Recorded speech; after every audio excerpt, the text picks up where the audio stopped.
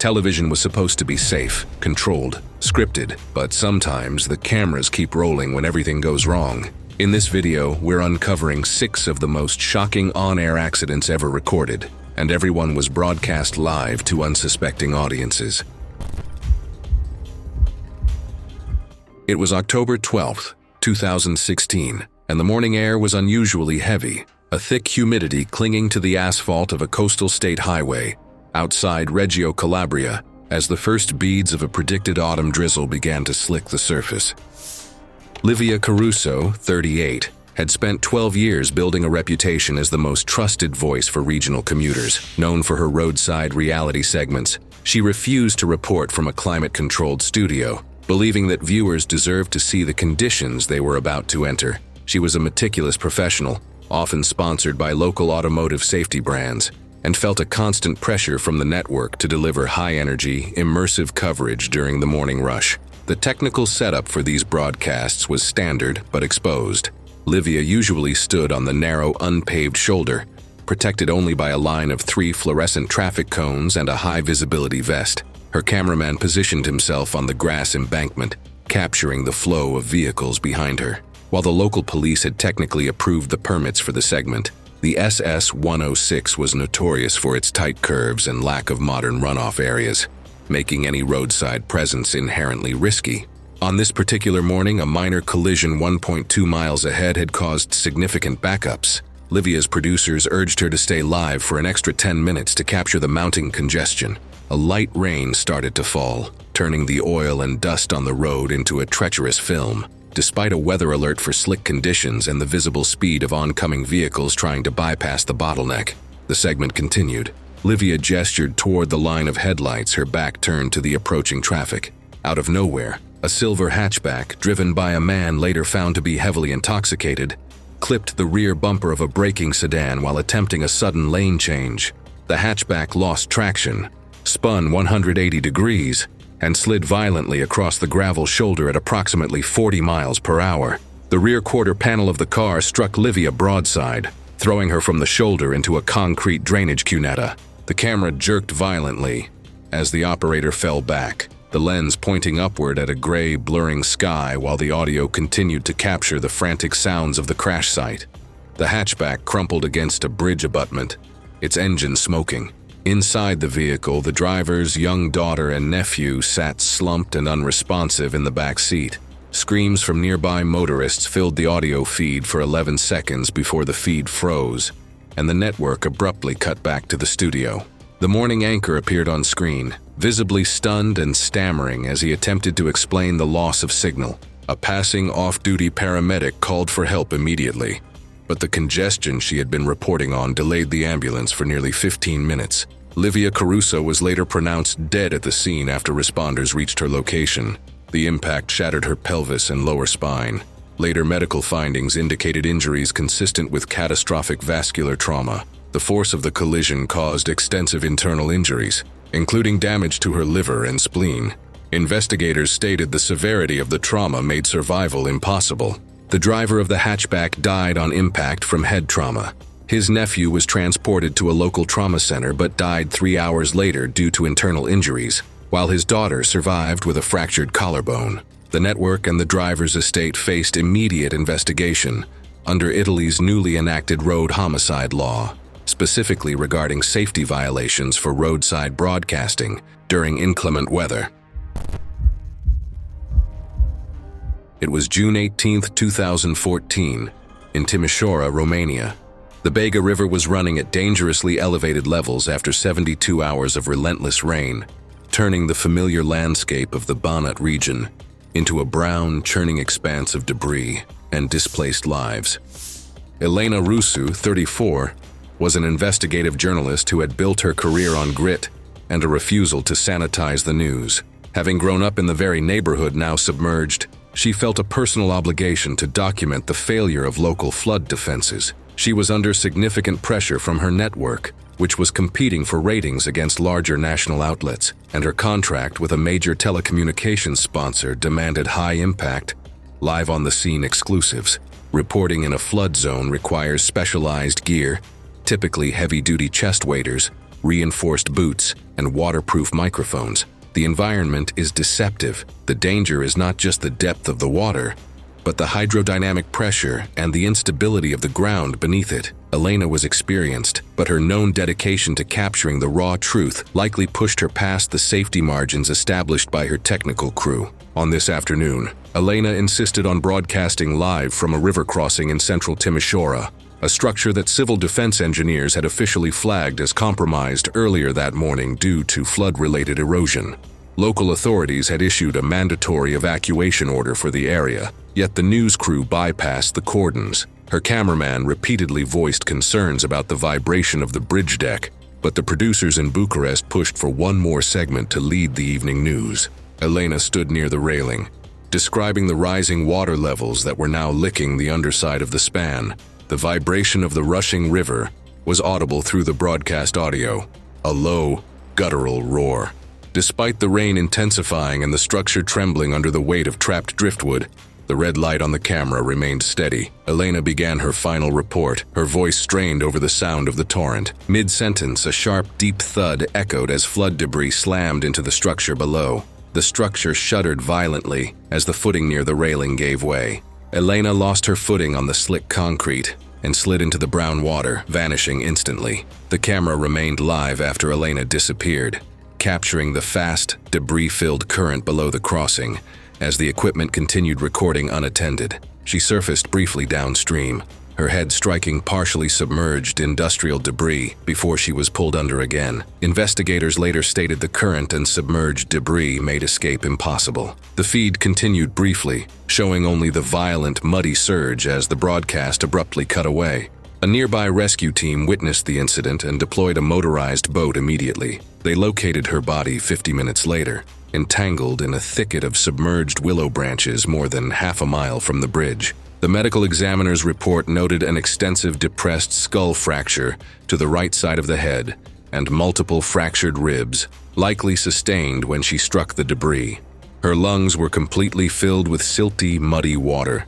The official cause of death was freshwater drowning, secondary to loss of consciousness from blunt force trauma. The incident drew widespread public scrutiny and prompted reviews of safety practices for journalists operating in disaster zones. Elena's final investigation into the misappropriation of flood defense funds was completed by her colleagues and published posthumously 6 months later.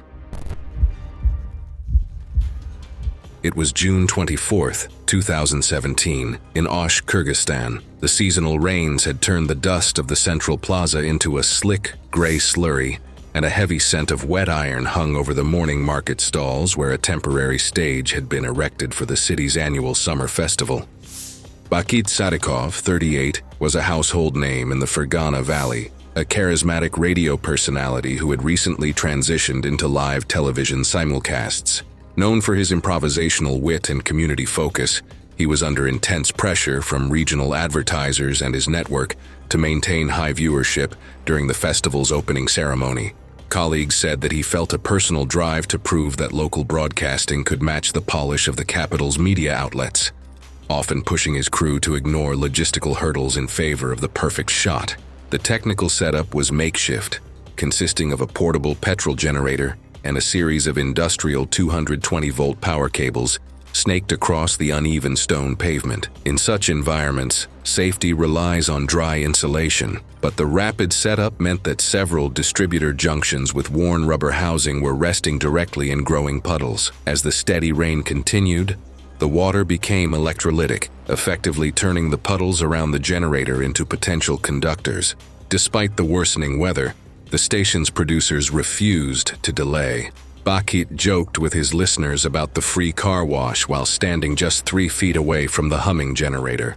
A local technician had warned that the grounding was insufficient, but the alert was dismissed to avoid dead air. As the broadcast hit its peak hour, a grounding fault developed in the generator's exposed power distribution.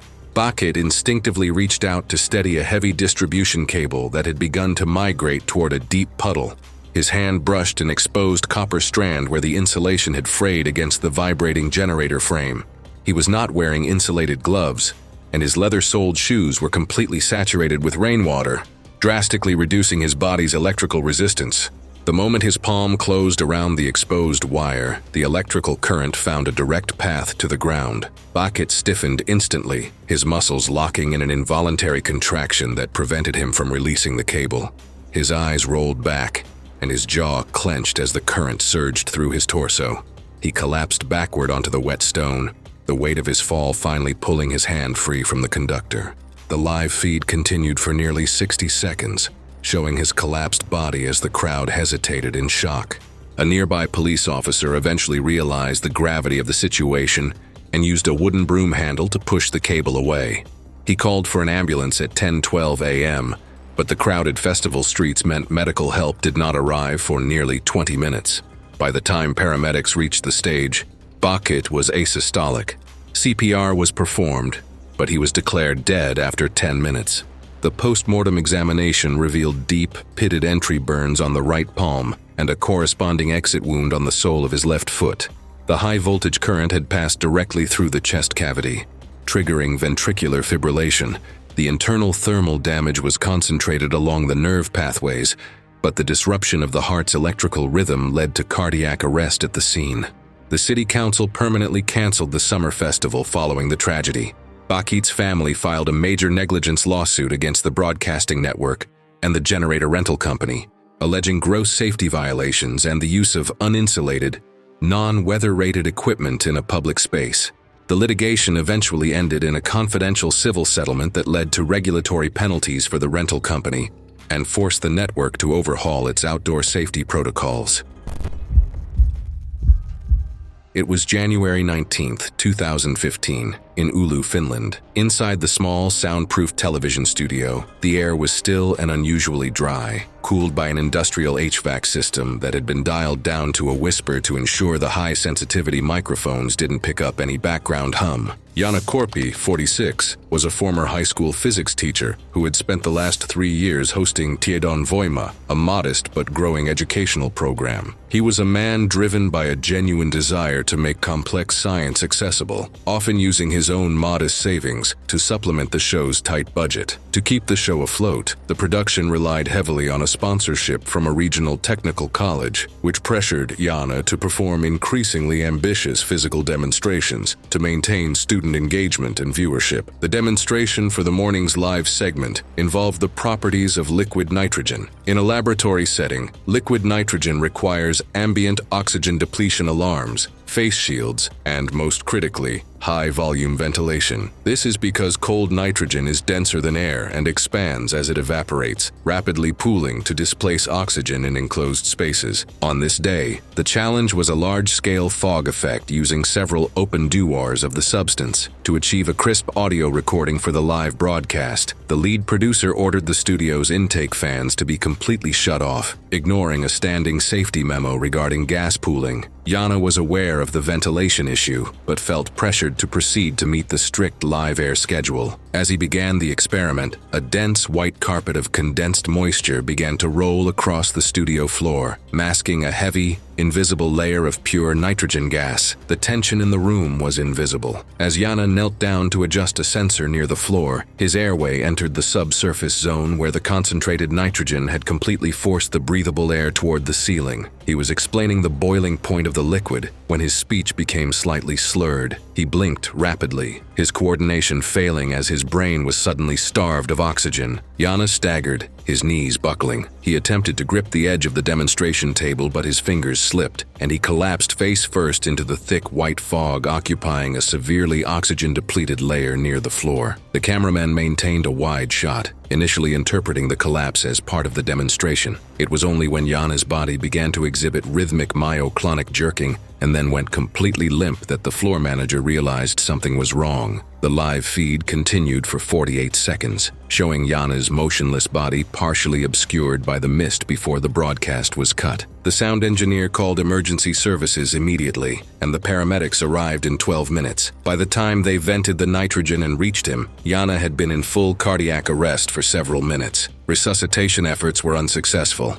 He was declared dead in the studio. The post-mortem report indicated no external trauma or underlying heart conditions. Blood tests showed profoundly low oxygen saturation levels, with no evidence of carbon monoxide exposure or other toxic gases, confirming the mechanism of death. The official cause was atmospheric asphyxiation, leading to immediate respiratory and cardiac failure. The tragedy forced Finnish broadcasters to implement mandatory oxygen depletion sensors for all science-related programming involving compressed or cryogenic gases. Jana's wife filed a successful negligence lawsuit against the production company and the studio owner for the intentional disabling of the ventilation system.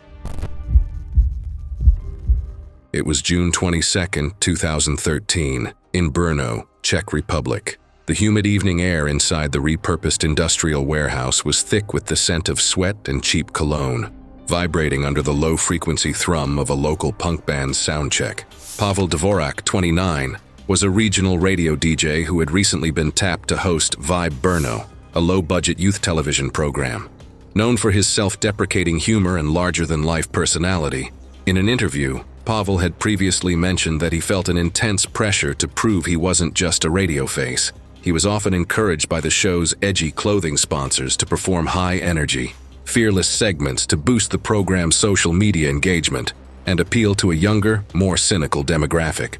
The environment of a live youth music show is technically chaotic, involving handheld cameras, moving floor crowds, and unpadded concrete flooring. For such events, safety is usually managed through rigid scripting and professional plants in the crowd for any physical interaction.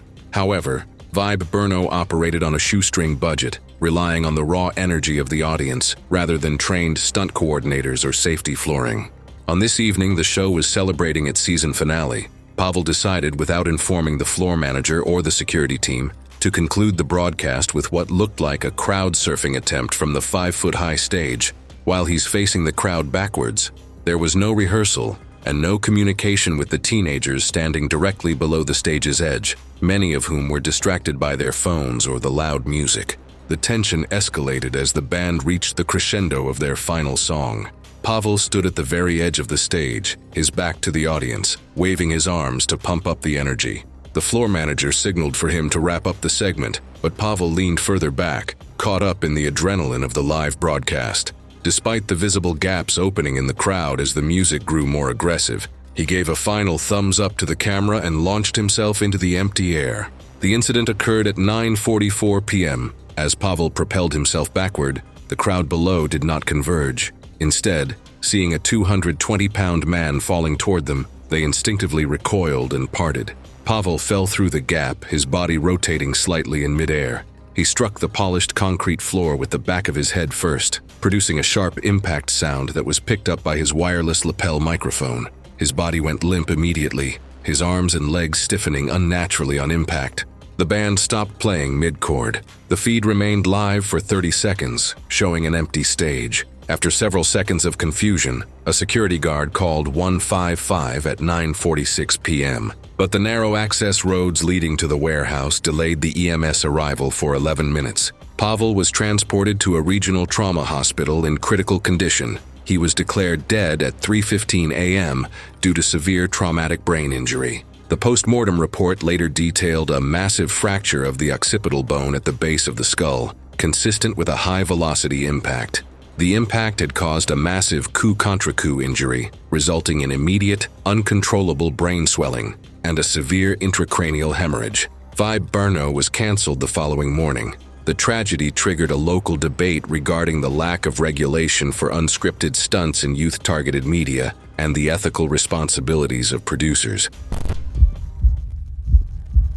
It was November 14, 2018, in Debrecen, Hungary. The morning was bitterly cold, and inside the regional television studio, the heating system struggled to overcome the draft, creating a sharp contrast between the warm stage lights and the frigid air settling near the equipment. Laszlo Fekete, 52, had spent 3 decades as a licensed appliance repairman before becoming a consumer safety advocate. He was the host of Safe Home, a segment dedicated to exposing the dangers of counterfeit or substandard household goods. Laszlo, was a meticulous blue-collar man who felt a deep responsibility toward low-income families who often bought cheap imports to save money. The technical focus of his report involved resistive heating elements found in off-brand space heaters. These devices function by passing a high current through a wire coil to generate heat. In regulated products, the metal casing is grounded, and the internal wiring is double insulated. However, in the cheap, uncertified units Laszlo was investigating,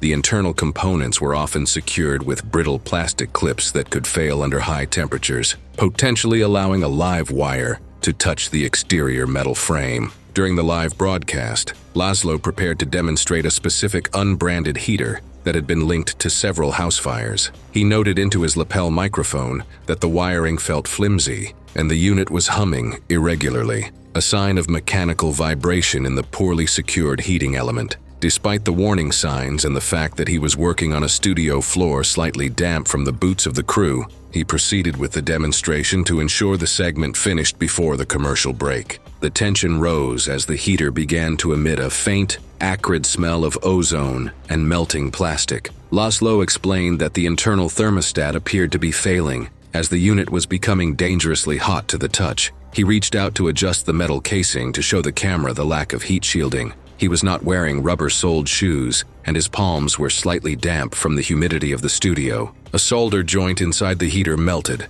allowing a 230-volt live wire to snap loose and press directly against the interior of the metal housing. The moment Laszlo's hand made contact with the casing, the entire exterior became energized. His muscles instantly entered a state of tetany, causing his fingers to clamp tightly around the frame in an involuntary grip. The current passed through his body to the ground. Laszlo stiffened, his body arching violently as the electrical shock disrupted his heart's normal rhythm. He remained briefly upright, locked to the vibrating heater, before his grip finally released and he collapsed backward. The studio fell into a heavy, suffocating silence while the camera remained live, capturing his motionless body on the studio floor. The floor manager called 112 at 9:24 a.m. It took 14 minutes for the paramedics to reach the secure studio floor. They performed several rounds of ACLS, but with no response to the defibrillator, they declared him dead at the scene. The post-mortem report documented deep, charred electrical burns on the palms of both hands. Post-mortem findings indicated the electrical injury disrupted the heart's electrical conductivity, leading to cardiac arrest. The official cause of death was listed as electrocution-induced cardiac arrest, with collapse occurring immediately and death pronounced at the scene. The raw broadcast footage was later reviewed by safety authorities as part of a wider investigation into counterfeit household appliances. Following the burial, a brief statement was read by a family representative, emphasizing Laszlo's lifelong commitment to technical standards. Thanks for watching. If you like these stories, click here.